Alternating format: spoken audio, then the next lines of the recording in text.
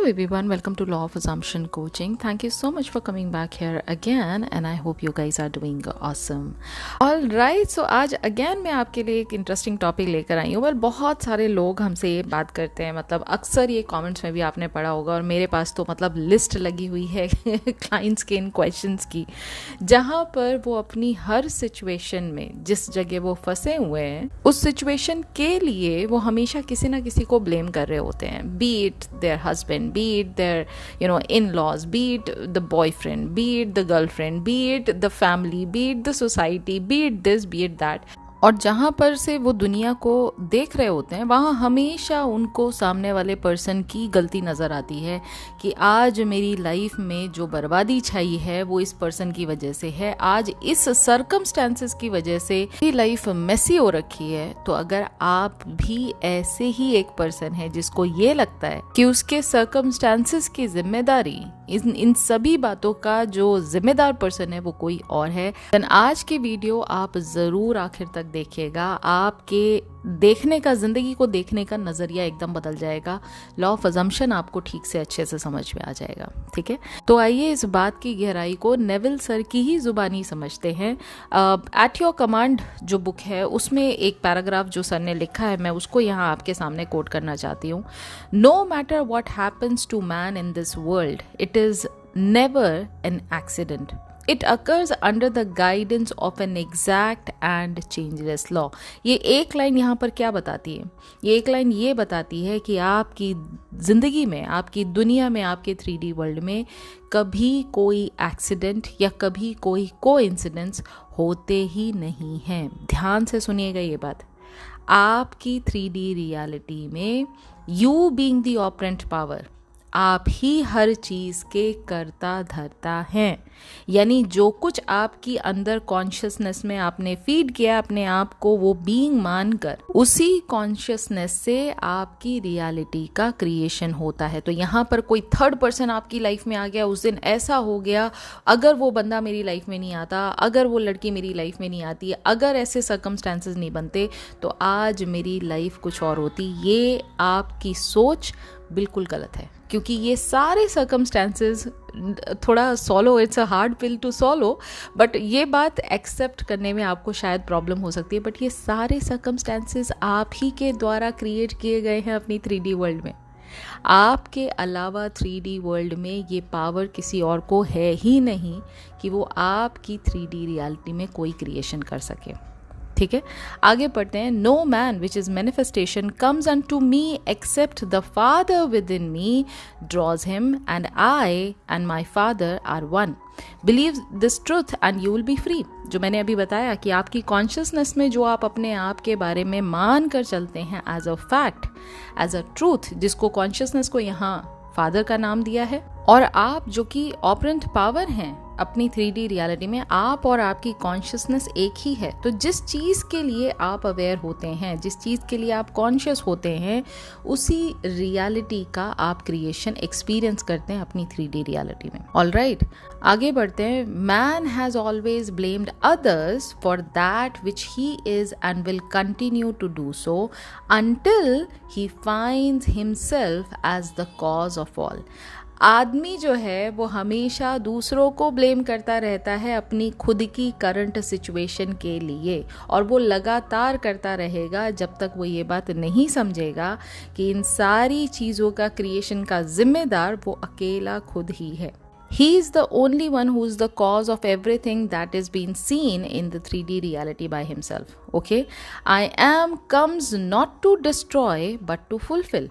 I am the awareness within you destroys nothing but ever fulfill the molds or conception one has of oneself. यहाँ जो line कही गई है वो क्या है? यहाँ मतलब ये है कि जो आपके अंदर की आयमनेस है ना, जो कॉन्शियसनेस है, वो किसी चीज़ को डिस्ट्रॉय करने के लिए बनाई नहीं गई है। उसकी प्रोग्रामिंग डिस्ट्रॉय करने की है ही नहीं, उसकी प्रोग्रामिंग हर चीज़ को फुलफिल करने की है।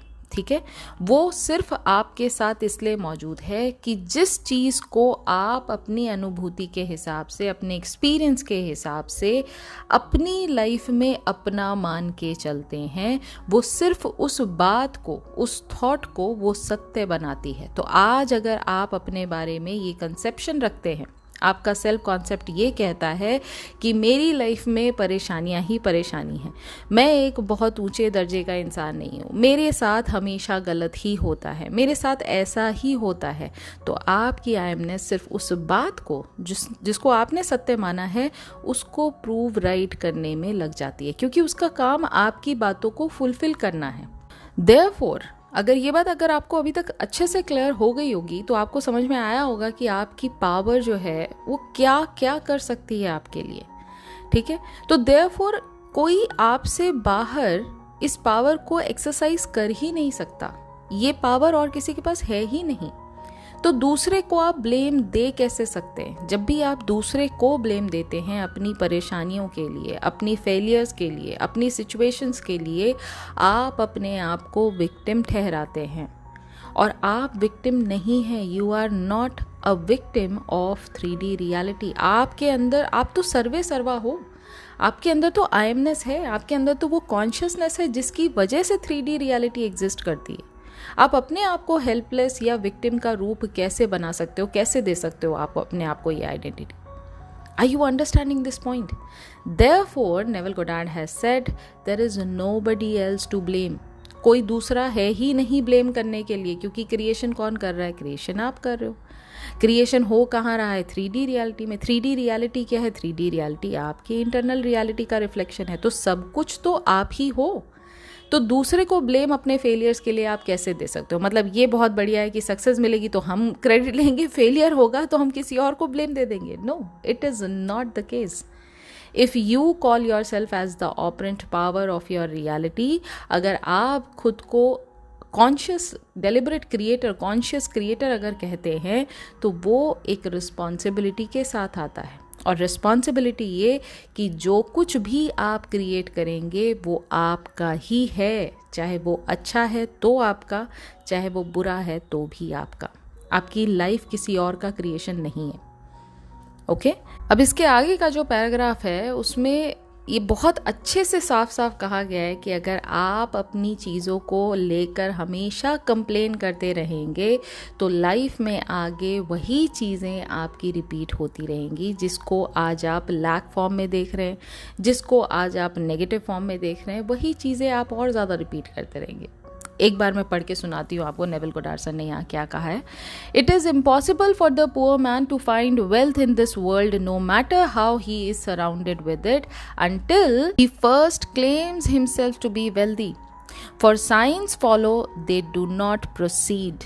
क्या मतलब हुआ इसका? यहाँ पर वो ये कह रहे हैं कि एग्जाम्पल के तौर पे कि एक जो गरीब आदमी है ना, वो लाइफ में वेल्थ कभी पा ही नहीं सकता, चाहे वो हमेशा वेल्थ के बीच में ही खड़ा क्यों ना रहे। वो तब तक लाइफ में पैसा नहीं पा सकता जब तक वो उस पैसे को अपनी लाइफ में क्लेम नहीं करता। क्लेम करने का मतलब क्या हुआ? इन योर ओन कॉन्शियसनेस आप उस पैसे को एक्सेप्ट करते हो और आप देखते हो कि आप खुद वो पर्सन हो चुके हो जिसके पास ऑलरेडी इतना पैसा है। जब आप अपने आप को वो डिजर्विंग पर्सन मानते हो कि मेरे पास पैसा है, मैं इतना डिजर्विंग हूँ कि मेरे पास पैसा है, मेरे पास इतना अथाह पैसा है कि जहाँ मर्जी आए मैं वहाँ खर्च कर सकता हूँ, ये चॉइस मेरे पास है, मैं उसके लिए कभी अपने आप को लैक पोजीशन में नहीं देखता। ये हुआ वेल्थ को क्लेम करना।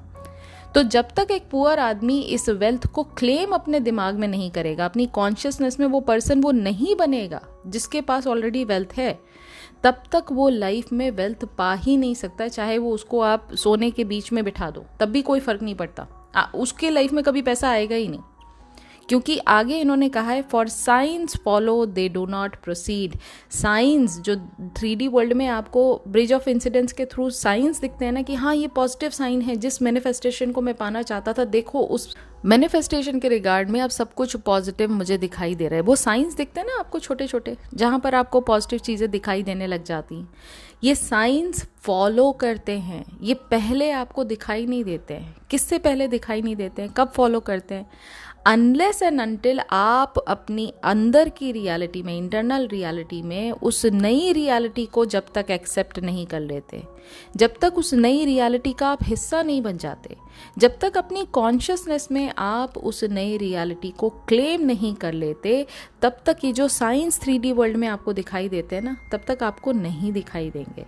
क्योंकि साइंस फॉलो करते हैं, वो साइंस पहले दिखाई नहीं देते। तो पहले आपको वो चीज़ बनना है जिस चीज़ के मैनिफेस्टेशन को आप 3D वर्ल्ड में एक्सपीरियंस करना चाहते हो। तब जब आपने उसको मानसिक तौर पे एक्सेप्ट कर लिया, अंदर से आप वो पर्सन, वो नया वर्जन ऑफ रियलिटी का आप बन चुके हैं, जिसके माइंड में सिर्फ और सिर्फ इस पॉजिटिविटी की भरमार है कि मेरा मैनिफेस्टेशन मेरे पास है, मेरे को मिल चुका है मेरा मैनिफेस्टेशन। तब आपको 3D रियलिटी में उसके पॉजिटिव चेंजेस दिखाई देने लगेंगे और तब छोटे छोटे इंसिडेंट्स के हिसाब से आपको साइंस, जिन्हें आप नाम देते हैं, वो आपको पॉजिटिवली दिखाई देने लग जाएंगे। ओके आगे वो ये कहते हैं, to constantly kick and complain against the limitation of poverty while remaining poor in consciousness is to play the fool's game. Changes cannot take place from the level of consciousness for life in constantly outpicturing all levels. So if you keep on complaining about your problems, you are playing the fool's game. कितनी अच्छी बात कही है यहाँ पर। दिन रात आप एफर्मेशन करो, दिन रात आप ये सोच के चलो कि बस मैंने मैनिफेस्टेशन की ये टेक्निक सीख लिया है ना, बस मैं तो अब मेरा मैनिफेस्टेशन मेरे पास आ जाएगा। आप 24 घंटे में से मॉर्निंग के 3 घंटे, शाम के 3 घंटे आप ये काम करते हो, लेकिन बाकी के सारा दिन आप अपनी सिचुएशन को लेकर कंप्लेन करते रहते हो। अगर आप कंप्लेन करते रहोगे, हाउ डू यू थिंक आपकी लाइफ में पॉजिटिविटी आएगी? हाउ डू यू थिंक कि चीज़ें आपकी मैनिफेस्ट होंगी? This is one client of mine, अभी आज ही मैंने उनको रिप्लाई किया है एंड मैंने उनको यही बात समझाई कि आप इतना वेवर करोगे, अपने फेथ को अगर इतना शेकेबल रखोगे, तो पॉजिटिव मैनिफेस्टेशन आपकी लाइफ में कैसे आएगा? उनका हर दूसरे दिन एक एंशियस मैसेज आ जाता है मेरे पास कि मुझसे नहीं हो रहा है, मेरे को बहुत एंजाइटी हो रही है, मुझे समझ नहीं आ रहा है कि कैसे होंगी चीज़ें। ऐसे सिचुएशन में आप अपने आप को अगर डालेंगे तो मैनिफेस्टेशन कैसे होगा? क्योंकि 24 आवर्स में आप आधे से ज़्यादा टाइम तो कंप्लेन करने में लगा रहे हैं चीज़ों के। एसपी मुझसे ठीक से बात नहीं कर रहा, हॉट एंड कोल्ड बिहेवियर चल रहा है एसपी का, मेरे तो लाइफ में जो पॉजिटिविटी मुझे मिलनी चाहिए थी वो मिल ही नहीं रही। अभी भी बहुत सारे लोग, अभी कल परसों वापस से एक मैसेज मेरे पास आया है मेरी क्लाइंट का कि मुझे बाकी सब कुछ मिल रहा है, लेकिन जो एसपी का मेरे को लव मिलना चाहिए था वो नहीं मिल रहा है। तो you are conscious of that lack. आप अपने डोमिनेंट थॉट में देखो ना, आप कहाँ हो। आप लैक को कॉन्शियस होके उसको ज़्यादा वैल्यू दे रहे हो, आप लैक को अवेयरनेस लगा के उसको ज़्यादा बढ़ोतरी दे रहे हो, तो क्या मिलेगा आपको आने वाले दिनों में? लैक ही तो और मैनिफेस्ट करोगे। क्योंकि सिंपल, अगर एक गरीब आदमी 24 घंटा इस बात की कंप्लेन करता रहता है कि अरे मैं तो बहुत गरीब, मैं तो 24 घंटा इस बात को गरीबी की ही रट लगाए बैठा है वो आदमी, तो उसको लाइफ में क्या मिलेगा? वो पॉवर्टी को ही तो एक्सपीरियंस करेगा, क्योंकि वो मैनिफेस्ट क्या कर रहा है कॉन्शियसली, तो वो अभी भी आज भी गरीब ही है ना। तो अगर आप इस कॉन्शियसनेस में अपने आप को आज भी गरीब मानते हो और बाकी दुनिया की बाहर की कोई भी टेक्निक आप कर रहे हो, तो आप you are playing a fool's game. This is what Neville Goddard has said, that if you are doing that, if you are complaining, if you are constantly cribbing about your limitations, then you are playing a fool's game, because no manifestation technique can manifest for you. अगर आपको manifest करना है तो consciously आपको उन चीज़ों को accept करना पड़ेगा जो आप डिज़ायर्ड रियलिटी में खुद के लिए चाहते हैं। It's as simple as that. Okay, अगर आप कॉन्शियसली उस लेवल पे पहुंच चुके हैं जहां पर ये आपको डिज़ायर्ड रियलिटी, अपनी रियलिटी दिखाई देने लग जाती है, then everything in your reality is going to get change. अब इसके आगे वो कहते हैं, others will condemn us only as long as we continue in that for which we condemn ourself. So happy is the man that condemned himself not in that which he allowed. For to life nothing is condemned, all is expressed. इसका क्या मतलब हुआ? इसका मतलब ये हुआ कि दूसरे भी हमारी निंदा, हमारी बुराई, हमारे को नेगेटिव तभी कहते हैं जब हम अपने दिमाग में खुद के प्रति ऐसा भाव रखते हैं, because every one is you pushed out, everything is you pushed out. तो अगर आपके अंदर अपने आप को लेकर खुद की सोच ऐसी है, सामने वाला पर्सन आपको उसी चीज़ का कॉन्फर्मेशन देता है, सामने वाला पर्सन हमेशा उसी चीज़ का रिफ्लेक्शन देता है।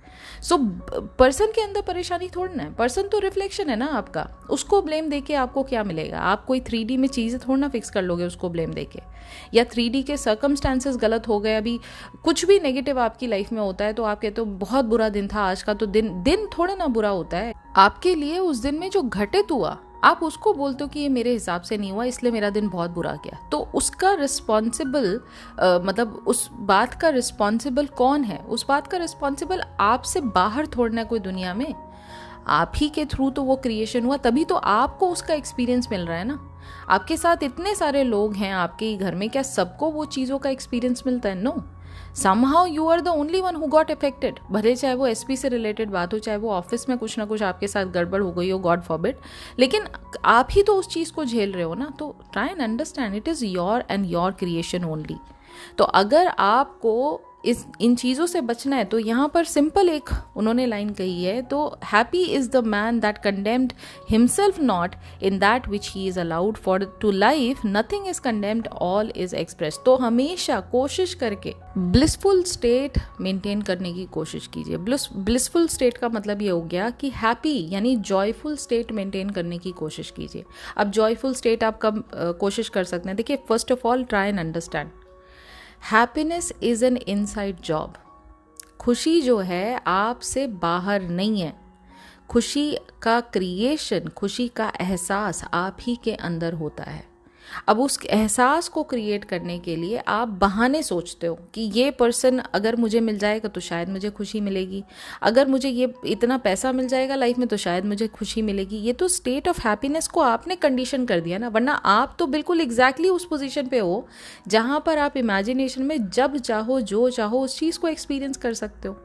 तो why do you want to condition your consciousness? आप अपनी कॉन्शियसनेस को, अपने स्टेट ऑफ हैप्पीनेस को इतना कंडीशन क्यों करना चाहते हो? पहले तो ये बात समझो, ठीक है। दूसरी बात ये, जब मुझे ये पता है कि हैप्पीनेस का एहसास मेरे अंदर से होता है और उस हैप्पीनेस को मैं जब चाहूँ जैसे चाहूँ फील कर सकती हूँ, तो इसका जो कॉज है, इसके पीछे का जो कारण है, वो मैं किसी बाहर वाले को इसका रीज़न क्यों बनाऊँ? उसके लिए मैं खुद अपने आप को रीजनेबल रखूंगी ना। मतलब if I want to be happy, तो मेरे पास हैप्पी रहने के लिए बहुत सारे रीजंस हो सकते हैं। I can be happy because I am alive today, I can be happy because my entire body is working perfectly, I can be happy because I have my parents, I can be happy because I have my loved ones, I have a job, I have good amount of money coming into my account. If you do think about it, अगर आप इस तरह से अपनी life के बारे में सोचेंगे, आप हमेशा हैप्पी स्टेट में ही रहेंगे। क्योंकि मान कर चलिए जिस सिचुएशन में आप अपने आप को अपसेट कर रहे हैं, वो सिचुएशन आपकी लाइफ से बढ़कर नहीं है। तो जब मुझे ये बात क्लियर हो जाती है कि सब चीज़ मेरे द्वारा क्रिएट की जाती है, और दूसरी बात, अगर मुझसे ऊपर कोई चीज़ नहीं है, तो इस प्रेजेंट मोमेंट में जहाँ मैं अपने इस पूरी की पूरी जो 3D रियलिटी उसकी क्रिएशन को मैं एक्सपीरियंस कर सकती हूँ, इस बात के लिए मैं हैप्पी क्यों ना रहूँ? आप समझ रहे हो इस बात की गहराई को? जब आप इन चीज़ों पर वैल्यू देंगे ना, इन चीज़ों पर फोकस करेंगे ना, आप हमेशा एक ब्लिसफुल स्टेट में रहेंगे, आप हमेशा एक पीसफुल माइंड में रहेंगे। आपको इतनी जल्दी बाहर की कोई भी चीज़, कोई भी न्यूज़, कोई भी परेशानी ना हिला नहीं पाएगी, अगर आप अंदर से सॉलिड होंगे तो, ठीक है। आगे यहाँ पर वो ये कहते हैं, life does not care whether you call yourself rich और पुअर, स्ट्रॉन्ग और weak, it will eternally reward you with that which you claim as true of yourself. मतलब लाइफ को कोई परवाह नहीं है कि आप अपने आप को रिच बुलाओ, कि आप अपने आप को पुअर बुलाओ, आप अपने आप को बहुत पावरफुल बनाओ, या आप अपने आप को बहुत वीक बुलाओ। लाइफ हमेशा आपको रिवॉर्ड करती रहेगी उस चीज़ के लिए जिसको आप सच मानते हो अपने आप के बारे में। यानी अगर आप अपने आप को ये बोलते हो कि हाँ मैं रिच हूँ, लाइफ कहेगी ठीक है, okay, this is what you claim yourself to be, this is your new reality where you are going to experience this new version of yourself, जहाँ पर आप अपने आप को रिच बोल के डिज़ायर्ड वर्जन अपना जी रहे हो। तो लाइफ अपने आप वो सिचुएशन आपके सामने खड़ा कर देगी, वो अपॉर्चुनिटीज आपके सामने आएंगी जहाँ पर आपको रिच फील होने का एहसास होगा। वो कहते हैं ना कि यहाँ हाथ डाला, जहाँ हाथ डालते हैं वहाँ सोना निकल आता है। तो वो अपॉर्चुनिटीज़ कहाँ से आती हैं? जब आप कॉन्शियसली उस रिचनेस का एक्सपीरियंस अपने मन में ऑलरेडी कर रहे हैं। तो लाइफ तो वही चीज़ आपको रिवॉर्ड करेगी ना। लाइफ आपके साथ इनजस्टिस करने के लिए नहीं बैठी है। आप अपनी लाइफ का जस्टिफिकेशन खुद डिसाइड करते हैं कि आज मैंने अपने आप के बारे में क्या सोचा, मैं अपने आप के बारे में क्या सोचता हूँ या सोचती हूँ, उसके हिसाब से लाइफ आपकी बनती है। Simple, it's as simple as that. Okay, तो ये थी आज की वीडियो। तो मैं समझती हूँ कि इस आज की वीडियो ने कई सारे क्वेश्चंस जो है ना आप लोगों के मन में जो अक्सर आते हैं कि भाई हमारी सिचुएशन की तो सारी जिम्मेदारी किसी और की है, हमारी सिचुएशन में हमारी कोई गलती नहीं है, सामने वाले पर्सन की गलती है, या सिचुएशन की गलती है, या सर्कमस्टांसेस की गलती है, या अगर हमें लाइफ में टॉक्सिक पेरेंट मिले हैं या टॉक्सिक बॉयफ्रेंड मिला है या टॉक्सिक हस्बैंड मिला है तो उसके लिए हम कर क्या सकते हैं, हम तो ऐसी जगह आके फंस गए। आप समझ रहे हो मैं क्या कहने की कोशिश कर रही हूँ? जब भी आप ऐसी सिचुएशन में अपने आप को पाते हैं, इन वर्ड्स को जो आज मैंने नेविल गोडार्ड सर की ज़ुबानी आपको सुनाया है, समझाया है, इन वर्ड्स को दोबारा रिपीट करिएगा। इस वीडियो को दोबारा सुन लीजिएगा, आपके मन की जो जितनी भी शंकाएं, जितने भी डाउट्स हैं वो वैसे ही क्लियर हो जाएंगे। ठीक है, क्योंकि जब आप 3D वर्ल्ड से अपने आप को मेजर करने लग जाते हैं, आप अपनी इंटरनल पावर को वहीं ख़त्म कर देते हैं। एज अ डेलिबरेट क्रिएटर, जो आपके अंदर की आयमनेस है ना, उसकी पावर को आप वहीं डिमिनिश कर देते हैं। एंड अगर आप 3D रियलिटी का हिस्सा अपने आप को नहीं मानना चाहते हैं तो सारा फोकस, अपनी सारी अवेयरनेस अपनी इंटरनल रियलिटी पर रखिए। आपको लिटरली कोई फ़र्क नहीं पड़ेगा कि दुनिया आपको क्या कह रही है। जब आप अपने काम पर फोकस करते हैं ना, सारा 24 आवर्स में से अगर आप 16 घंटे, 10 घंटे, 12 घंटे लगातार काम करते हैं, आपको फ़र्क भी पड़ता है कि सुबह हुई है या रात हुई है। दुनिया क्या कह रही है वो तो बहुत दूर की बात है। मतलब लिटरली आपकी जो लाइफ होती है वो ट्रांसफॉर्म होने लग जाती है। तो फोकस कहाँ है आपका, सबसे पहले उस पर ध्यान दीजिए। और अगर फोकस फालतू की बातों पर है, फालतू के लोगों पर है, तो वापस से उस फोकस को रिट्रैक करिए, वापस से उसको लेकर आइए और कहाँ लगाइए? जो आपकी डिज़ायर्ड रियलिटी। अपने गोल से मत भटकिए। आपका गोल, एंड गोल जो है वो राइट है, जो बीच में चल रहा है वो राइट नहीं है। वो 3D है, वो आती रहेगी, जाती रहेगी, चेंज होती रहेगी, आपके सेल्फ कॉन्सेप्ट के हिसाब से अपने आप को मोल्ड करती रहेगी। और जब आपको ये लगता है कि नहीं मेरी लाइफ में तो कुछ बढ़िया नहीं चल रहा है, आप सारा टाइम अपनी नेगेटिव चीज़ों को ही रिपीट कर रहे हैं, कंप्लेन कर रहे हैं, आज मुझसे कर रहे हैं, कल किसी और से कर रहे हैं, तो आप देखिए आप क्या कर रहे हैं। क्योंकि जब आप चीज़ों को रिपीट करते हैं, चाहे वो पॉजिटिव हो चाहे नेगेटिव हो, आपकी लाइफ में उन्हीं चीज़ों का मैनिफेस्टेशन बढ़ता चला जाता है। तो अगर कंप्लेंट्स का रिपीटेटिव थॉट आप बार बार अपने मुख से, अपनी ज़बान से बार बार उसको रिपीट करें, अपने मन में भी उसको बार बार दोहरा रहे हैं, तो this is what you are going to create. फिर there is nobody else to be blame ना।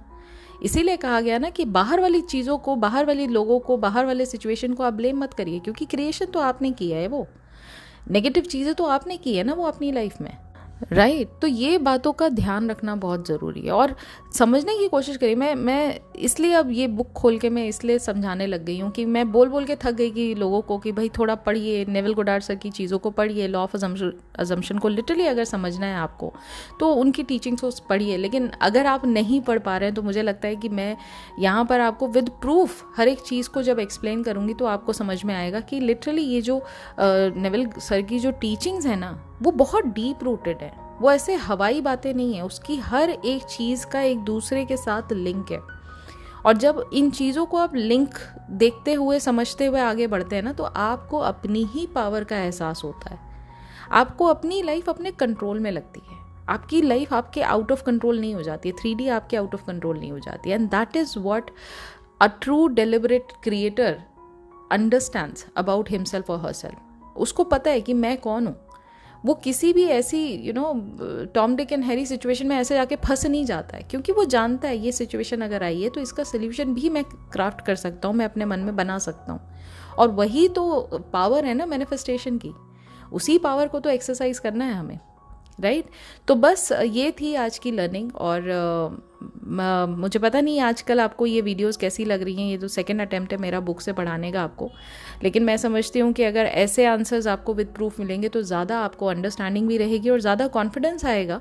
और अगर आज की वीडियो आपको पसंद आई है तो प्लीज़ वीडियो को लाइक ज़रूर कीजिएगा। वीडियो के नीचे मुझे टेक अवे वीडियो से आपने क्या लिया, मैंने 3-4 इंपॉर्टेंट पॉइंट्स यहाँ पर बताए, आपका सबसे बेस्ट टेक अवे क्या था या आपको सारे पॉइंट्स अच्छे लगे, मुझे कमेंट में लिखकर ज़रूर बताइएगा, ठीक है। और अब मैं मिलूँगी बहुत जल्दी इन द नेक्स्ट वीडियो, अब एक नए टॉपिक के साथ। कोशिश करूँगी एक जो भी आपके कॉमन टॉपिक्स हैं उनको लेकर मैं यहाँ पर वीडियो बनाऊँ, बुकिश नॉलेज के साथ आपको एक्सप्लेन करते करते मैं सारी वीडियो बनाऊँ, ताकि आपका कॉन्फिडेंस और मोटिवेशन दोनों बढ़ता रहे, ठीक है। तो अब मैं बहुत जल्दी मिलूँगी नेक्स्ट वीडियो में। अगर आपने मेरा इंस्टाग्राम फॉलो नहीं किया है तो इंस्टाग्राम भी फॉलो कर लीजिए, law of assumption coaching is the handle name. अगर आप न्यू हैं इस चैनल पे और लगता है कि मैनिफेस्टेशन जर्नी में ये चैनल आपकी कुछ मदद कर रहा है तो सब्सक्राइब ज़रूर कर लीजिएगा। और साथ ही साथ अगर आप नेवल गोडार्ड सर की टीचिंग्स को लर्न करने में इंटरेस्टेड हैं, डिटेल फॉर्मेट में, सरल भाषा हिंदी में, हिंदी कम इंग्लिश थोड़ा सा रहता है उसमें, तो अगर आप उसको लर्न करना चाहते हैं तो आप मेरा VIP प्रोग्राम भी ज्वाइन कर सकते हैं at a very nominal price.